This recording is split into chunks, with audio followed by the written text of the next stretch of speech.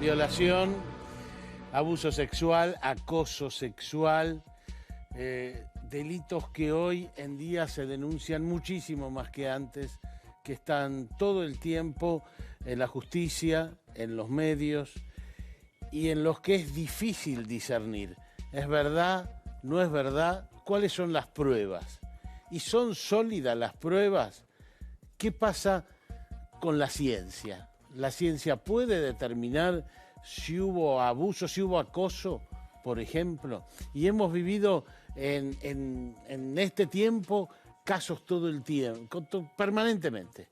En Bariloche, que un grupito abusa o viola a una chica, que un taxista viola a una chica, que a Calu Rivero denuncia que la acosan en un programa, en una tira. Permanentemente hay casos y hechos. Dalmazo, la muerte, el asesinato de Nora Dalmazo, aunque a usted no le parezca, es un caso de abuso sexual o de violación. De todo eso vamos a estar hablando hoy aquí en Crimen y Misterio. Así empezamos. Una adolescente denunció que fue golpeada y violada el último sábado por la noche en el marco de una fiesta que había sido convocada por redes sociales en una casa del barrio Seis Manzanas de Bariloche. Gravísima denuncia de una joven en San Carlos de Bariloche. Al momento de ingresar al establecimiento, presentaba fuertes golpes y heridas en distintas partes del cuerpo, el rostro desfigurado y cortes profundos en una de sus orejas. Pensaba que hubo una fiesta, pero sin tener en cuenta los riesgos que corría. Termina violada, mutilada y desfigurada. La joven concurrió a la guardia del hospital Dr. Ramón Carrillo de la turística ciudad en estado crítico y debió ser intervenida quirúrgicamente. Una convocatoria, Facebook, una fiesta y termina en una violación múltiple, hecha en grupo, a una joven, todos menores de edad, donde además hay agresión con objetos cortantes sobre el cuerpo de la mujer. Los responsables de la brutal agresión serían 5 jóvenes. Uno de ellos, menor de edad, decidió entregarse a la justicia, acompañado por sus padres. Porque uno de los menores fue rechazado por la adolescente. Y él, para vengarse, agarró a 4 amigos y le dijo, hagan con ella lo que quieran. La investigación del caso se encuentra en manos del fiscal Martín Gobeto, quien busca establecer cómo se produjo la violenta agresión, ya que aún existirían distintas versiones sobre lo ocurrido.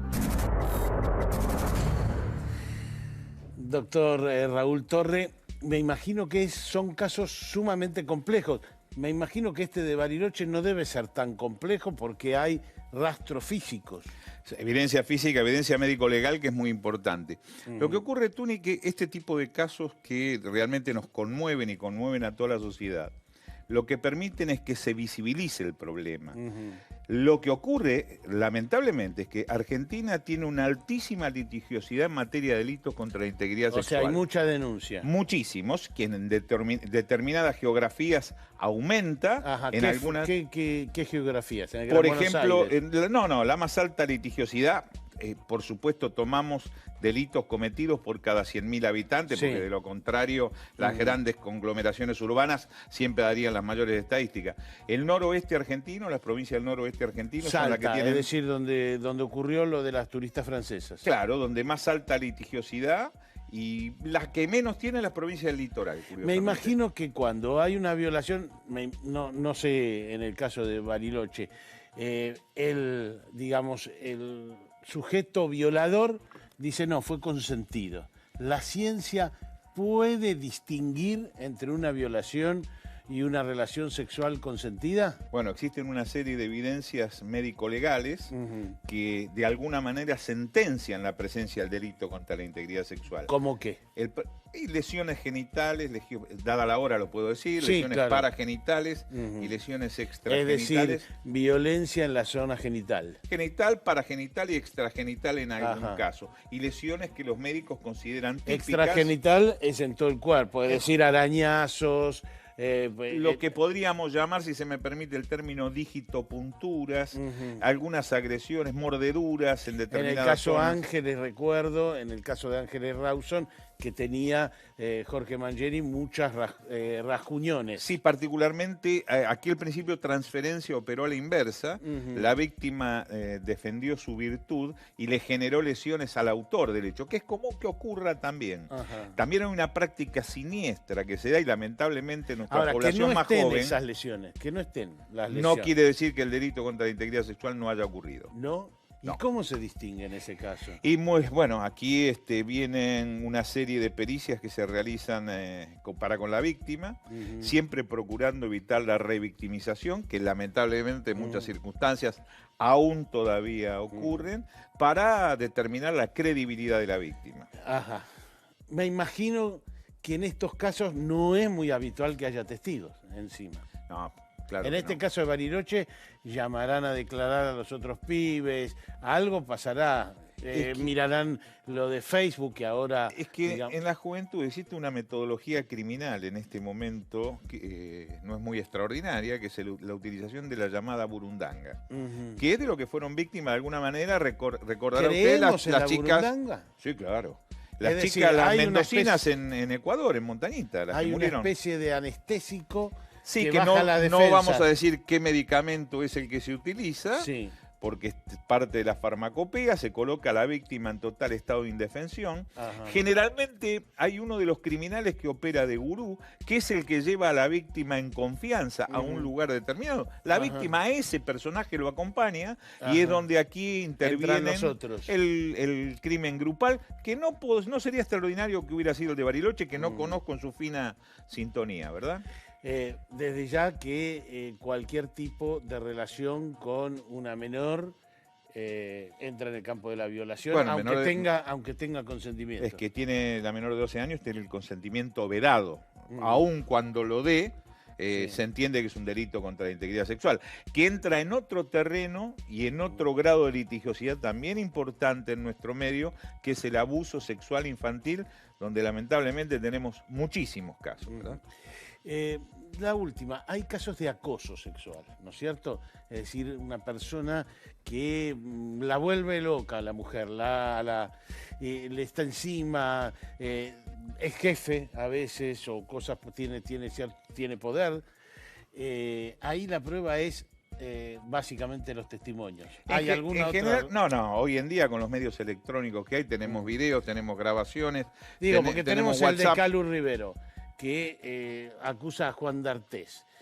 Y va a ser difícil discernir, Es que, o no son difíciles. Tuni, la gama de delitos contra la integridad sexual es muy amplia. Nosotros hablamos de la violación, que es el gravemente ultrajante, que es una de las variedades y obviamente la más cruenta, pero existen muchísimas. Desde lo que antes llamábamos, aún lo sigue Ahora, siendo, yo me llamábamos imagino- el abuso deshonesto, por ejemplo, que muchas veces no deja evidencia física y no deja de existir, ¿verdad? Yo me imagino Calu Rivero llevará testigos, Juan D'Artés llevará testigos, ¿y cómo hace el juez para resolver? Deberá resolver el peso, vi que por ahí está la doctora Hermida Leyenda, seguramente ella podrá abundar un poco más en esto, verá la carga probatoria, qué lado de la balanza es el que inclina en uno u otro sentido, ¿verdad? Vamos a nuestro primer caso, un caso que tuvo muchísima repercusión.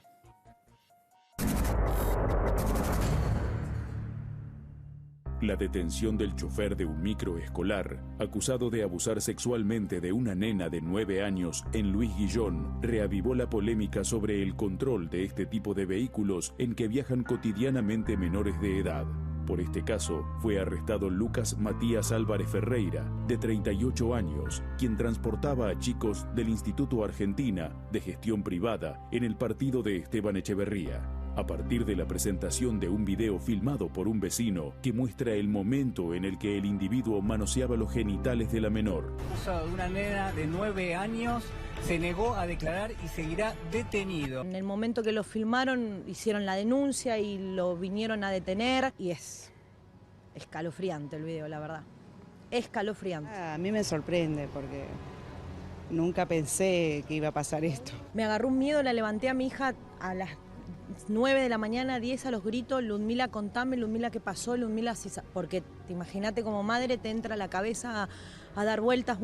El conductor detenido, que viene de una familia de transportistas, deberá responder ante la justicia por el delito de abuso sexual gravemente ultrajante. La acusación que recae sobre el chofer se ve agravada por su rol de cuidador temporal de la menor que trasladaba. Por su parte, desde el Instituto Argentina, al que asiste la alumna atacada, quisieron dejar en claro que el transportista no pertenece al establecimiento, sino que la relación laboral es entre él y los padres. Norma Lambrecci es la autora de este libro, aquí ustedes lo ven, que se llama Alas encadenadas y que tiene que ver con el abuso que ella sufrió de chiquita. Norma, gracias por venir. ¿Qué tal? ¿Cómo Primero estás? aclaremos que nos hubiera gustado que usted pueda juzgar el video que hay sobre el caso de la nena en el autobús, pero la justicia está investigando el caso y entonces tenemos que observar las normas. Norma, ¿cómo fue esto? Bueno, lo voy a resumir, ¿no? Fue cuando Yo eras chiquita. vivía en el campo. Ajá. Con mis padres en La Pampa. Sí, Mi padrino iba a visitarnos de acá de Buenos Aires. sí. Y bueno, yo lo acompañaba. Ajá.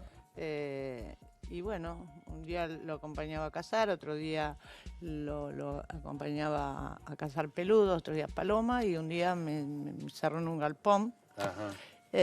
Y esto pasó durante de los 6 a los 11 años. Ajá. Y bueno, esto lo he comentado y lo cuento en el libro. Sí. Lo que vos haces en 4 paredes con tu pareja, Sí. él me lo hacía a mí hasta que veía sangre. Cuando Ajá. veía sangre paraba. Ajá. Y bueno, Y Lo- no lo lo- podías hablar con nadie. no, porque él me amenazaba con una carabina, que si la Ajá. carabina, si le avisaba a mi papá, lo iba a matar y mi papá iba a ir preso y yo no lo iba a ver nunca más. Ajá. Entonces, Para una y- chica de 6 años o 7 o 8. no, es eso que era no, tremendo. el miedo paraliza. Por eso yo siempre, esto es de lo que quiero decirle a los padres, que cuando que no hay que gritarle a un niño. Mi padre me gritaba, era muy severo. Ajá. Y entre los 5 y los 6 años me pegó, Ajá. me acuerdo hasta el día de hoy. Y yo le tenía miedo. Y a Ajá. veces uno no le cuenta a los padres por miedo. Por eso el maltrato, el grito, el tratarlo al niño de tarado, Ujú. es violencia. Ujú. Es como el jueves pasado la violencia, que de adentro de las personas que nos tienen que cuidar, de adentro del Congreso, se pegaban, se golpeaban. Ve eso el niño. Entonces es como que dice, bueno, no hay respeto. Si no te respeta tu padre, Ujú. después... ¿Y cómo evolucionó la situación? Y yo hasta el día de hoy tengo problemas. Ujú. El estar ya hablando con vos, yo cuando yo encuentro con una persona que lo veo que tiene un título, que sabe más que yo, en mi casa, como yo repetí muchas veces los grados, porque iba al colegio y después que salía del colegio me tenía que ir a ese galpón, a mí no me quedó nada del colegio. Después hice la secundaria de grande. Porque él después vivió ahí o No, iba cada tanto. ir cada 2 meses iba a visitarnos al campo. Y él murió cuando tenía yo 14 años. Ajá. Por ¿Y a los suerte. 11 cómo es que...? ¿Cómo A se los cortó? 11 se cortó porque nosotros nos fuimos a otro campo y a ese campo no se podía ir a cazar. Entonces él no fue más. Ajá. Porque antiguamente se cazaba. Ajá, Ahora, entiendo, sí. ahora no. Pero antiguamente se cazaba, iban a cazar liebre y esos cueros de liebre se vendían. Ajá. Y se pagaban muy bien, igual que el cuero de zorro. Entonces yo lo tenía que acompañar. O Y sea, era cada todo 2 hora, meses él volvía. y era la hora de la siesta. Ajá. Y nunca le pude decir ni a mi mamá, ni a mi papá, ni ¿No? a mi hermana. No, no. Yo lo único que quería era morirme. Ujú. Yo me quería morir porque no sabía lo que me pasaba. Ujú. imagínate que si a una adolescente como de 14 años, yo tengo miles en mi página, en Alas Encadenadas, historia de una niña violada, tengo miles de niñas que me llaman. Y por el libro me recibió el Papa Francisco cuando yo le mandé un mail y gracias a... O sea, ¿nunca pudiste saldar cuentas con él tampoco? No. Es decir, nunca, digamos, se murió sin haber sido denunciado. Y no, yo tenía 14 años y en el campo, hace 40 años atrás. Recién ahora se está hablando. Yo tengo mujeres de 80 años que vienen a contarme por primera vez a mí. Tengo hombres, ¿no? Hombres que vienen a contarme, que nunca lo contaron, pero como ven un referente en mí y comúnmente a todas nos pasa lo mismo, los miedos. Yo me hice pis hasta los 12 años. Por esta causa no podía tener hijos, no podía terminar la secundaria, no podía tener pareja. A mí me salvó la terapia, por eso les digo a todas las niñas que han sido violadas, sin un terapeuta no te salvas. Yo si no hubiese ido a terapia, hoy no estoy acá charlando con vos. A mí me daba lo mismo vivir que no vivir, porque tampoco sabía por qué lloraba y por qué esas depresiones. Yo me di cuenta cuando empecé a hacer terapia, pero ya de grande. Ni a tu papá ni a tu mamá le pudiste contar nunca qué pasó. No, nunca, jamás. A mi hermana, lógico, ¿no? Pero a mi padre, a mi madre, no. Yo le tenía pánico a mi papá. ¿Cómo se hace para pescar indicios de que algo está pasando con una nena? Y te das cuenta enseguida.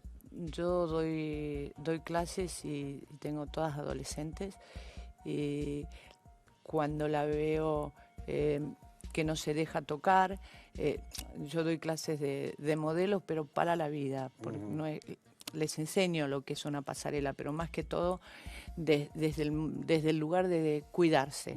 Lo que no hicieron conmigo es lo que yo estoy haciendo hoy, ¿no? Esta misión que no agradezco, ¿no? Porque no agradezco lo que me pasó, pero estoy feliz de ayudar a todas esas niñas. Y la que no se quiere sacar la ropa, la que no se deja tocar. ¿Y percibís que es muy habitual o habitual? Porque hay por ahí una estadística que dice 1 de cada 7 niñas, etcétera. Una de cada 10, 6 son abusadas. ¿De 10, 6 son abusadas? Te digo, te tengo en la escuela. Tengo en la escuela. ¿No? Sí, te digo que sí, es impresionante. No, yo nunca me imagino, lo vivo día a día. Y ahora lo que estoy pidiendo, que los otros días lo fui a pedir al Congreso, que presenté el libro en el Congreso, pedí un refugio porque yo ya sola no puedo. Sola no puedo, porque yo me encuentro en confiterías para hablar con las madres y con las niñas. ¿Te parece que, porque muchas veces me he encontrado frente a este tema abordándolo desde el periodismo y también a través de cosas que pasan con amigos, ¿te parece que efectivamente se puede demostrar? Es decir, la ciencia puede demostrar si una piba, digamos, sin penetración, bueno, ¿no? Porque si hay penetración ya empezamos a discutir otra cosa.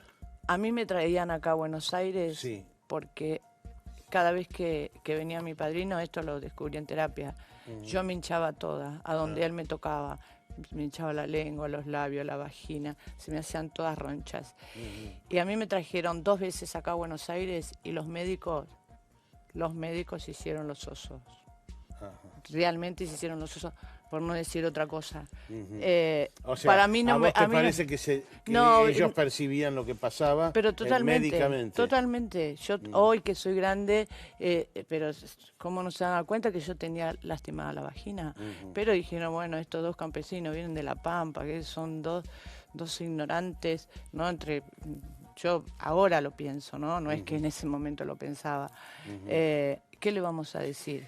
¿Sabés qué sucede? Que, por ejemplo, en general, en los casos de abuso o violación de menores, se hace la cámara Gesell, Sí. ¿no es cierto? Y Mariano Castex, el psiquiatra, que fue titular de la cátedra de medicina legal, él dice, ya no es cierto de que los niños no mienten.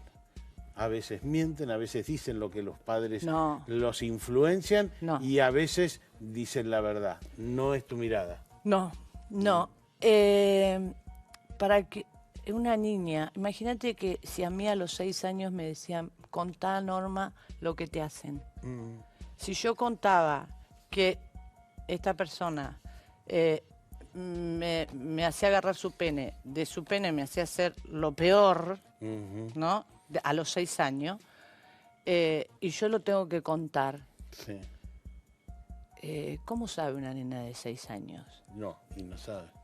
¿Cómo sabe? No, Yo tengo un no caso, una niña me decía, me Pero tira lo plasticola. que pasa es que no en tu caso, pero en otros casos hay mucha influencia de los padres, de la televisión, digamos, hay influencia externa a veces. Y sobre todo cuando veo en los colegios, hubo un caso muy famoso de un profesor de música en Morón, donde todas las chicas, y después la verdad que fue absuelto de todos los casos, porque eran muchas chicas, no había...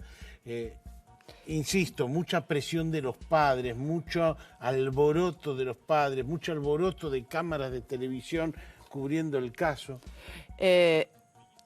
Si hay un profesional enfrente, que ahora hay profesionales que el cuerpo habla. Sí. Y lo que yo le digo a las madres cuando realmente viene una niña que dice fue violada, y en el momento que ni la lave, ni nada, que la lleve automáticamente a hacer la denuncia. Porque yo volvía de ese... Nosotros tenemos un caso, el que abordamos acá recién, el que mostramos el tape, que no pudimos mostrar el tape, que bueno, hay un tape que muestra la situación, es muy claro, muy abominable, es una vergüenza, un asco, pero muestra efectivamente un manoseo clarísimo, un abuso del chofer del autobús a la nena. Bueno, una prueba semejante la tenemos hoy porque hay celulares. De hecho, ese hombre está suelto. Ese hombre no está cierto. Ese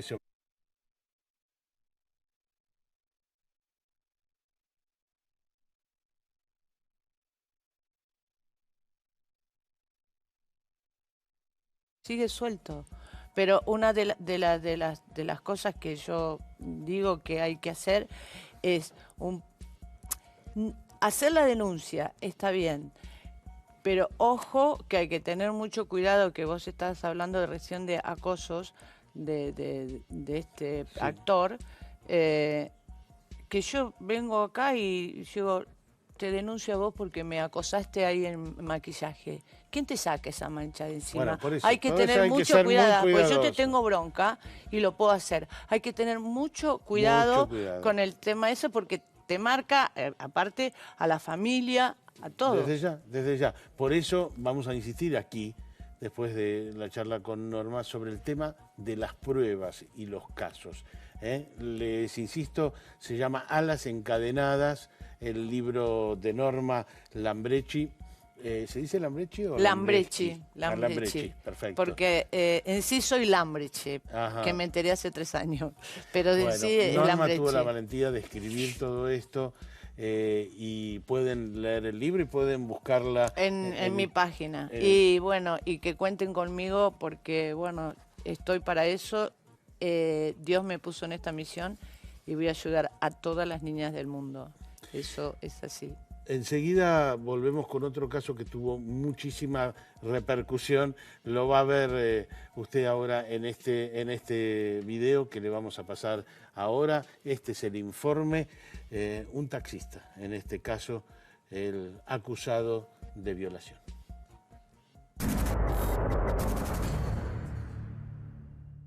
A Tito Franklin Escobar Aylon, el taxista reconocido por Manuela de haber sido su violador. Las fuerzas de seguridad lo buscan dentro y fuera del país. No hay constancias de que haya salido legalmente del país, pero siendo Bolivia un paso fronterizo que tiene, la verdad que todo el mundo sabe que se puede ir por un camino alternativo, ¿no? En forma trucha.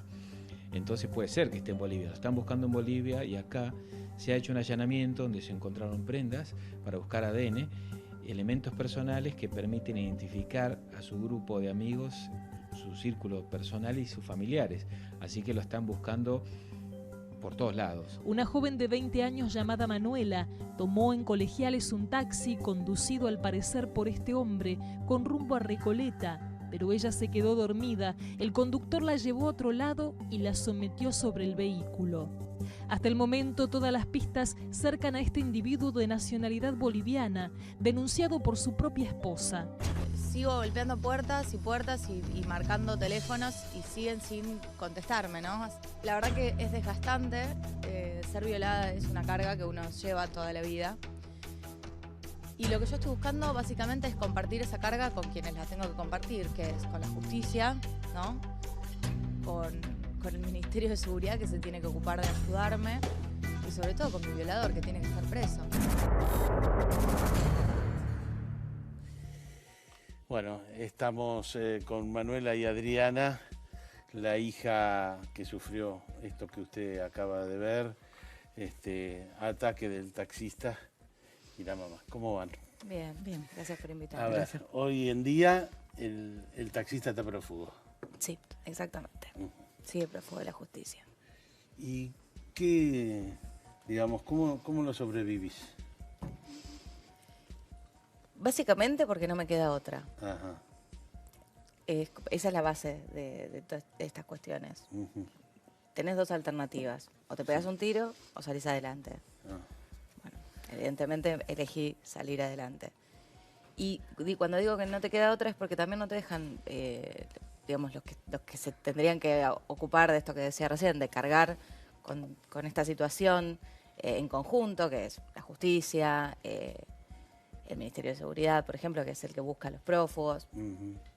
Y cuando ves esto, que no tenés llegada, que son inalcanzables, que no hay respuesta, que te tratan, que te destratan todo el tiempo.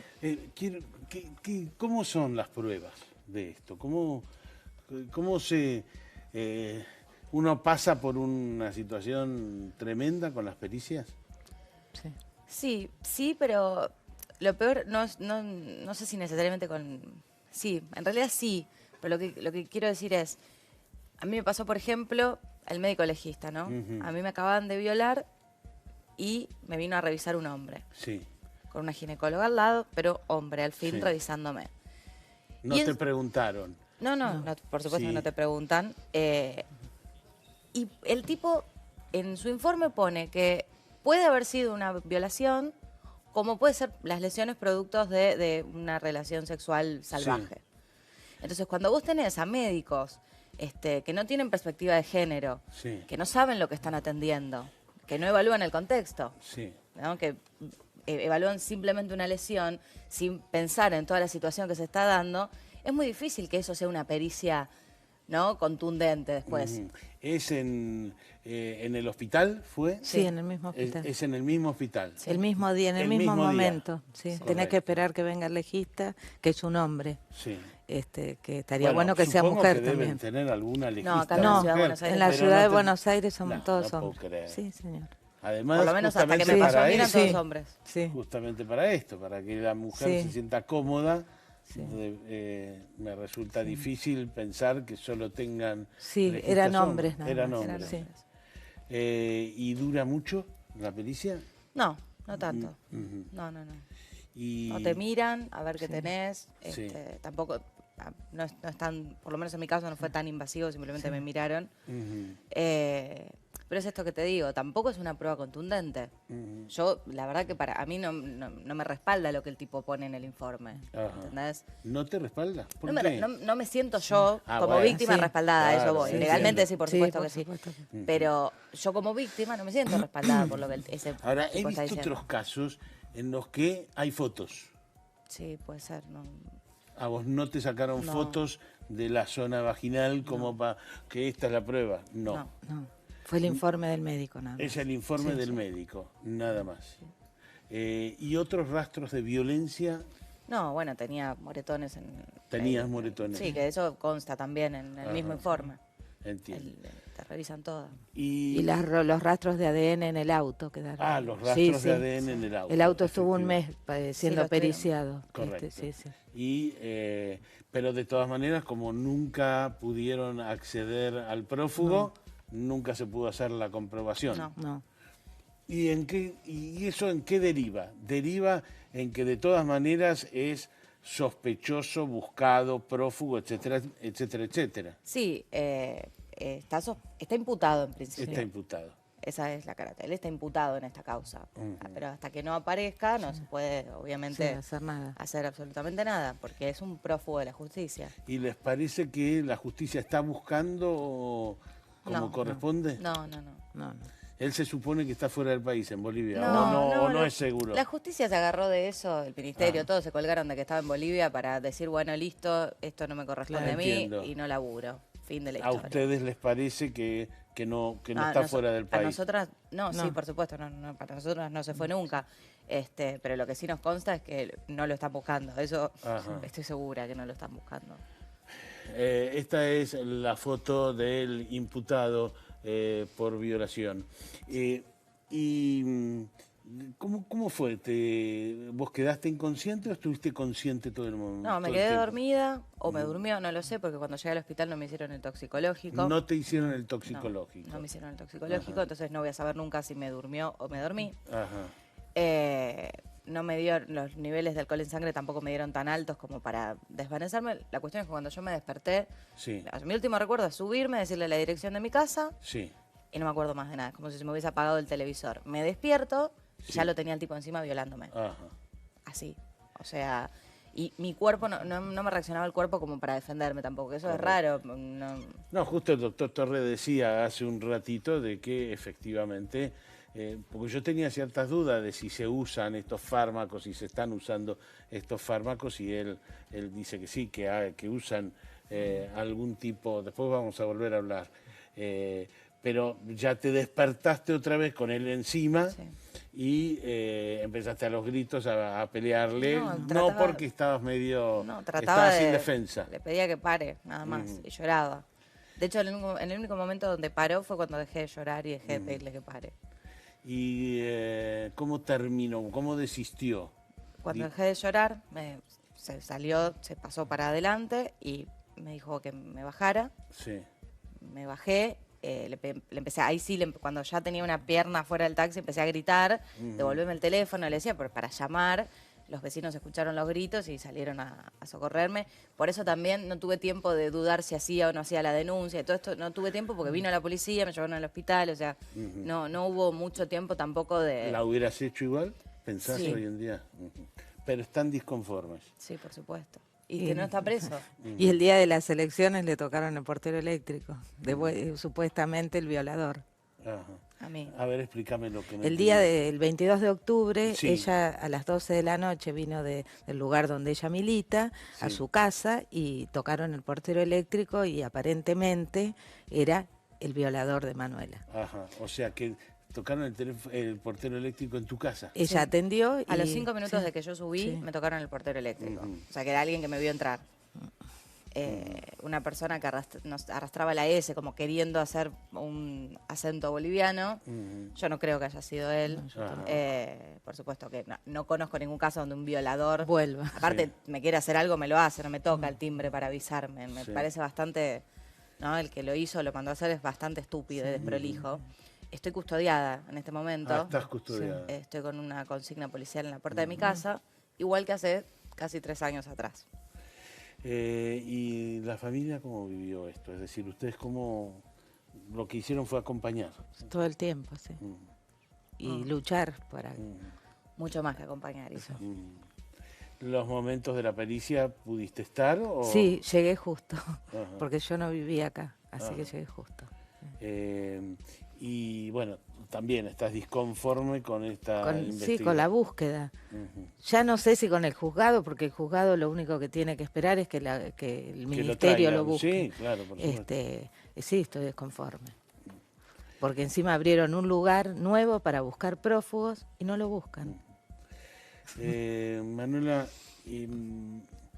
¿estás en terapia? No, ahora ya no. Ya no. No, por primera vez en la vida me dieron el alta en una terapia. Te dieron el alta. Sí, fui a tratar específicamente esto. Me tocó una profesional excelente. Concuerdo con lo que decía la compañera ahí, que la terapia te salva.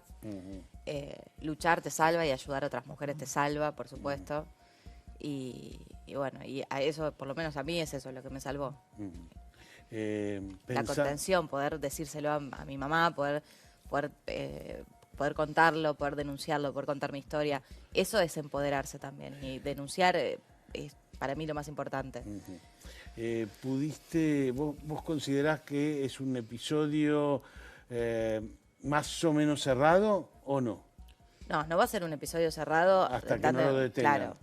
Pero no solo para mí, digo, para la sociedad, es un violador suelto. No es mi violador, es un violador que está suelto. Pero sí, mi justicia propia pasa por otro lado, y es esto, es estar viva, que es un montón en un país donde te matan cada 29 horas, estar viva es un privilegio, estar viva, seguir peleando por mi causa, haberlo denunciado. Me parece que haber puesto la cara de este tipo en todos los medios también es un crédito parcial que me doy, porque a algunas pibas las salvé con eso, entonces esa es mi... ¿Pensás que él ya lo había hecho antes? No sé, no puedo meterme en la cabeza de un tipo que viola, si violó, si no violó, digo... Hubo cosas que me enteré después en la investigación que me hicieron ruido, digo, que haya apagado el GPS cuando yo me subí al taxi. Entiendo. Como cosas que a lo mejor me llevó a un lugar que... Que algún tipo de planificación, aunque sea ocasional, él tuvo. Sí. Si no sé si esto es un patrón, esto no tengo idea. Digo, ¿no aparecieron otras chicas? Apareció una chica, sí, que él la acosó en el subte. En el subte, no en el taxi. No, en el subte. Y también lo denunció, es parte de la causa también. Muchas gracias. Nada, gracias.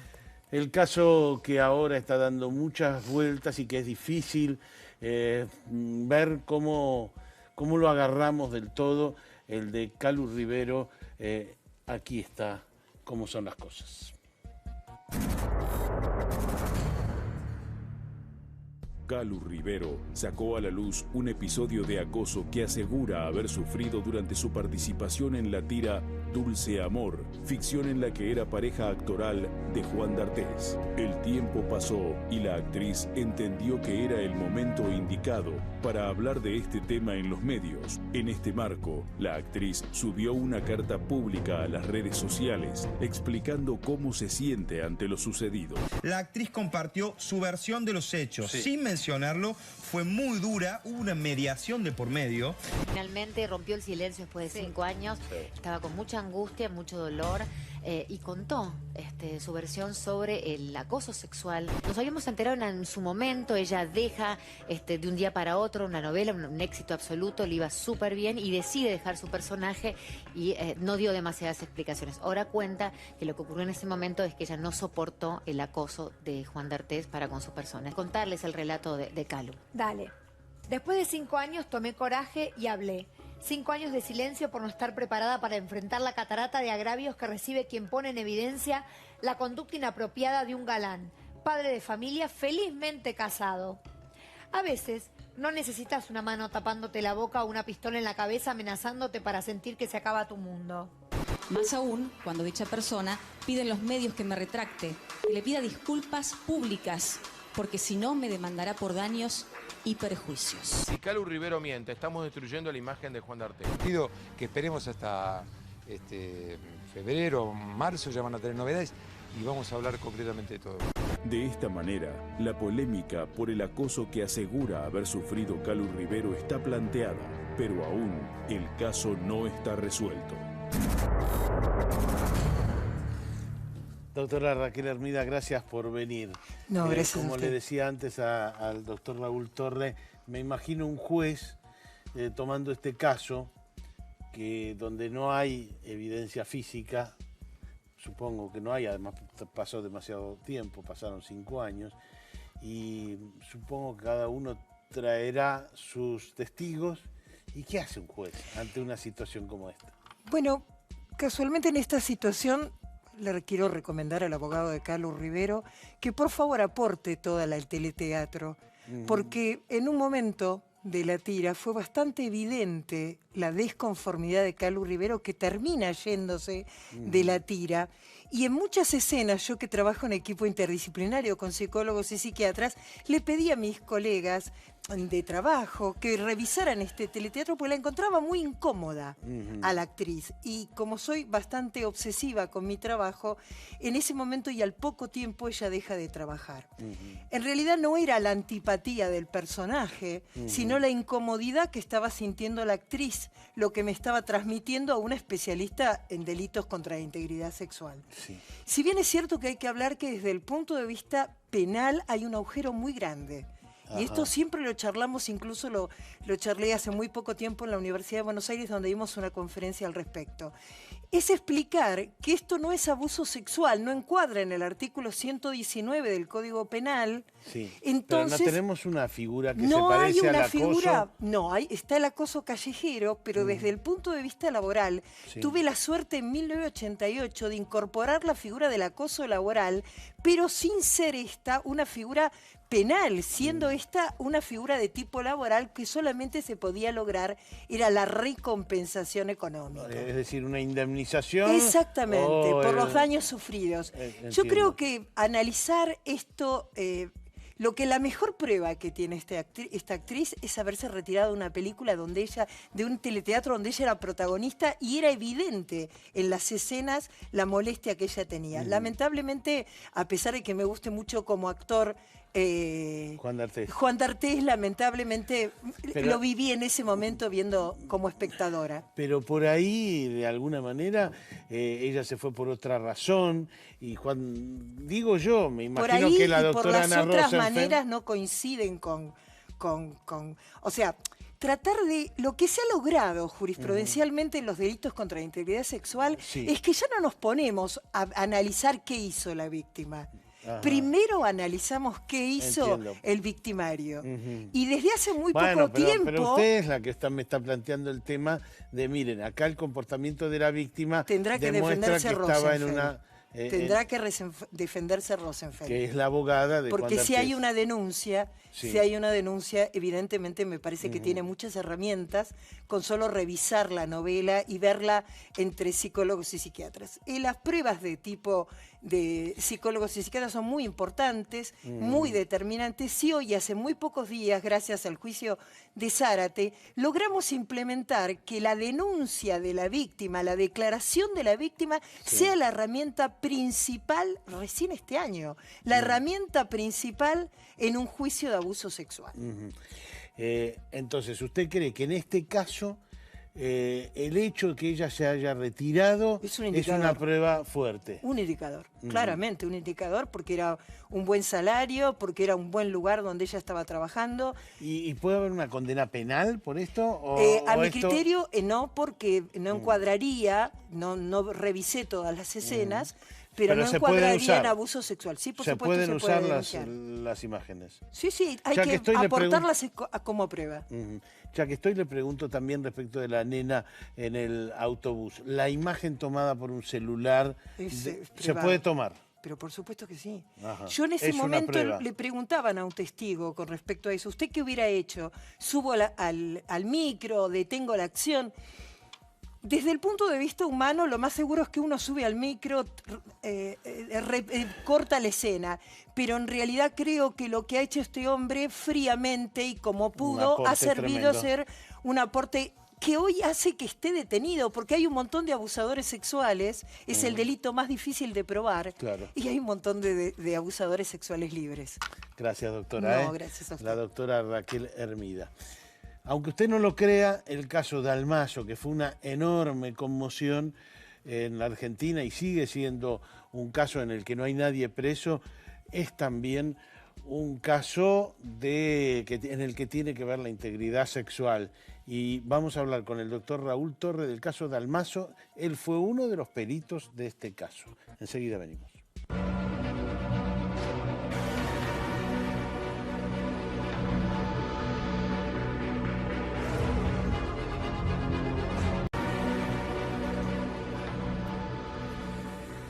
Bueno, les recordamos que a cualquiera que se sienta víctima, que esté sufriendo un caso de acoso, de abuso, 144 es el número en el que uno puede tomar contacto con cómo seguir, cómo afrontar estos casos. Doctor Torre, no sé por qué razón en el caso del asesinato de Nora Dalmazo no se asocia con una violación. Usted que estuvo ahí, que estuvo en la escena, que fue uno de los peritos del caso. Hay una confusión pericial inicial del punto de vista médico-legal, donde se habla de una víctima muerta en una relación consentida. Inclusive llegó a existir cierta fábula de asfixia erótica, porque la víctima muere en realidad por estrangulamiento. Ajá, entiendo. Pero analizado el cadáver, que ese sí habló, lamentablemente el cadáver de Nora Dalmazo habló y habló muchísimo, no existe absolutamente ninguna duda de que se trata de un delito contra la integridad sexual seguido de muerte. Sí, una violación concretamente. ¿Qué lesiones lo convencieron a usted? Usted estaba con el doctor Raffo. Con Raffo y el doctor Fenoglio conformamos un equipo, pero no es solamente nuestra opinión, fue la opinión del doctor Mangiaterra del Cuerpo Médico Forense de la provincia de Córdoba, la ciudad de Córdoba, y la misma opinión del FBI también. ¿Qué es lo que los convenció a usted? Las lesiones que tenía, que eran propias de un delito contra la integridad sexual, como hablamos antes. Es decir, cerca de la vagina. No, dentro.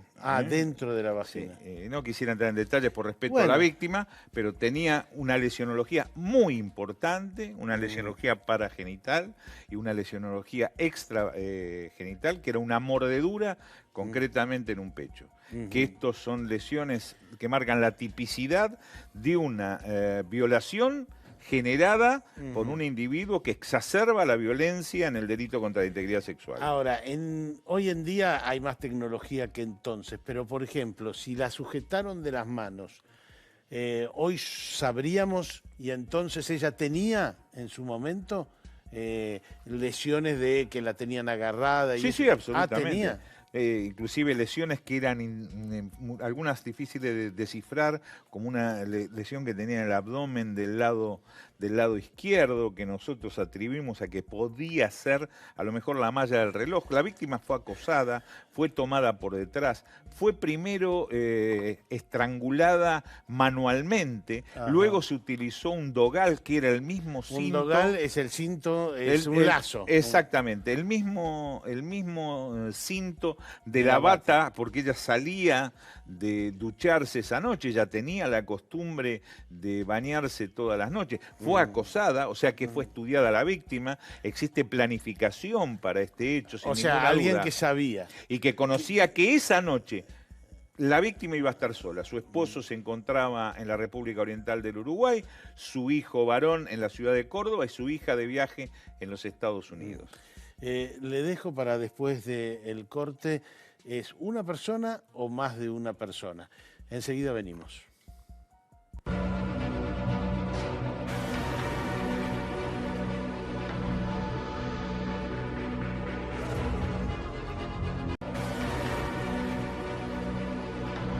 Doctor Torre, insistimos con el caso del asesinato de Nora Dalmazo. ¿La ciencia puede determinar si es una o más de una persona? No, esto es muy difícil porque lo que no hay es prueba genética. La única prueba genética que se encontró en el lugar era la del esposo. Que había... Es decir, no hay semen de ninguna otra persona. No, inclusive en el lazo... porque había un profiláctico, o me equivoco. No. No había. Se había encontrado algún rastro genético en el cadáver que habría pertenecido a la vida conyugal de del doctor Macarrón con la señora Dalmazo. O sea, muy difícil saber si más de una persona. Yo diría que en este caso es muy difícil. Hay veces que se encuentran maniobras de sujeción o se encuentran dos perfiles genéticos que de esta manera sentencian de alguna manera la permanencia en el sitio, por lo menos, de más de una persona. ¿Estoy equivocado si digo que ustedes sospechan de alguno de los que estaban haciendo reformas en esa casa y que sabían el movimiento de esa casa y que sabían que el marido no estaba? Nosotros creemos que es alguien del medio geográfico porque de esta manera generó la expectativa del hallazgo de la víctima, conocía los movimientos de la víctima, conocía que la víctima iba a estar sola y de alguna manera la acechó.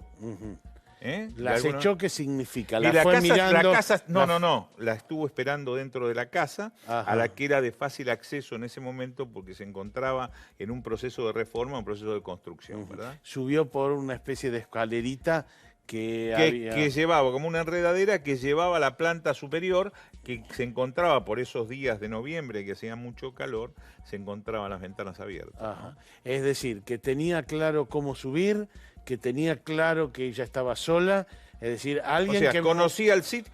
Alguien del medio, lo que no quiere decir bajo ningún concepto que uno, como nos pasó con el caso de Ángela Rawson, que uno hablara del medio familiar, del medio geográfico. Entiendo. A esto nos referimos. De alguna manera, aun cuando fue un bochorno esperar al FBI como 2 años, el FBI llegó a las mismas conclusiones que nosotros. Ahora estamos, digamos, falta 1 año para la prescripción. Entiendo que se está investigando la causa, que no se ha cerrado, pero veremos a dónde conduce, ¿no? Y sí, fíjese que han pasado 11 años. Vuelvo al concepto general. Cuando se trata de niños, usted pone el foco en las cámaras Gesell, en las declaraciones, cuando es sin penetración, es decir, que no hay evidencia física de un maltrato. La cámara Gesell es una prueba fundamental, debe ser hecha con mucha objetividad y siempre para que sea más sana la prueba, tiene que ser muy controlada. Muchas veces se pericia a la misma víctima. Yo conozco muchos casos donde se ha periciado a la víctima para determinar, así como en una cámara Gesell, lo que dice un niño, muchas veces un adulto, si tiene condiciones, por ejemplo, para faltar a la verdad, para fabular, etcétera, ¿no? Gracias, doctor Torres. Gracias, Tuni. Bueno, tremendo es este mundo del delito contra la integridad sexual. Les insistimos mucho con el número 144, porque esto está pasando infinitamente más de lo que pensamos. Hasta la próxima.